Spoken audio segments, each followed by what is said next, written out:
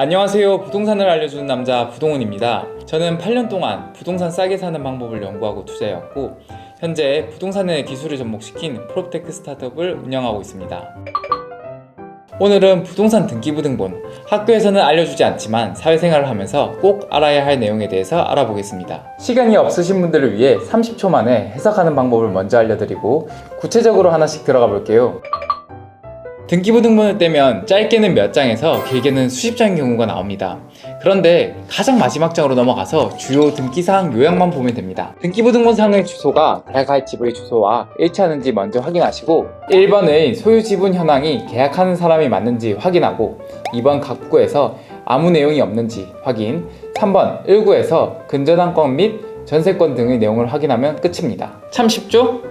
일반적으로 등기부등본 요약에 등기사항이 많지 않습니다. 하지만 소유지분 현황에서 공유자가 있다든지 갑구에 신당 등기가 되어 있다든지 압류, 가압류, 가등기 등이 있다든지 일구에 근저당권 외에 임차권 등기 등이 있다든지 하면 점점 복잡해집니다. 하나씩 천천히 기본부터 한번 알아볼게요. 먼저 등기부등본은 인터넷 등기소에서 열람 발급할 수 있습니다. 등기부등본은 부동산에 관한 권리관계가 담겨있는 공적 장부인데요. 동사는 가지고 있으면 그 사람 거라는 것을 알 수 있는데 부동산은 등기라는 공시제도를 통해 권리를 주장할 수 있는 거죠. 등기부등본은 토지등기부, 건물등기부, 집합건물 등기부등본이 있어요. 땅이 있고 그 땅 위에 건물을 짓게 되는데 단독주택, 다가구주택은 토지 건물 등기부등본이 각각 있고 도시형 생활주택이나 오피스텔, 아파트와 같은 구분 등기가 된 건물은 집합건물로 등기부등본이 통합되게 됩니다. 등기부등본은 크게 표제부, 갑구, 울구로 구성되어 있어요. 표제부에는 건축물 대장의 요약본이 나와 있다고 보면 됩니다. 소재지번의 주소지를 확인할 수 있고 건물 내역에서 구조,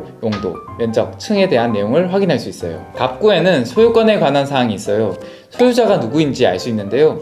소유자가 여러 명이라면 공유자 몇 분의 몇 이렇게 분수로 나타나 있습니다. 신탁 부동산은 아닌지 확인할 수 있고 압류, 가압류, 가처분, 가등기, 경매 개시 결정 등이 있는지 확인할 수 있습니다. 압류는 국세 등 체납이 있으면 나타나고 가압류, 가처분은 묶어놓는 거라고 보면 돼요. 이 집이 분쟁 중이라는 것을 알 수 있죠. 이런 내용이 있다면 계약할 때 어떤 권리인지 반드시 알고 계약을 해야 합니다. 일구에는 소유권 이외에 관한 사항이 있습니다. 근저당권, 전세권, 임차권 등기가 있습니다. 근저당권은 보통 은행과 같은 금융권이나 일반 개인에게 돈을 빌리고 설정을 하게 되는데요. 전세권은 임차권과 다른 물건입니다. 그리고 임차권 등기는 보통 임차인이 보증금을 돌려받지 못했을 때 이사 가기 전 대항력을 유지하기 위해서 설정을 하곤 합니다. 정리하면 등기부등본은 표제부, 갑구, 일구가 있다. 표제부에는 건물 내역에 대한 요약사항, 갑구에는 소유권에 관한 사항, 일구에는 소유권 이외에 관한 사항이 있다.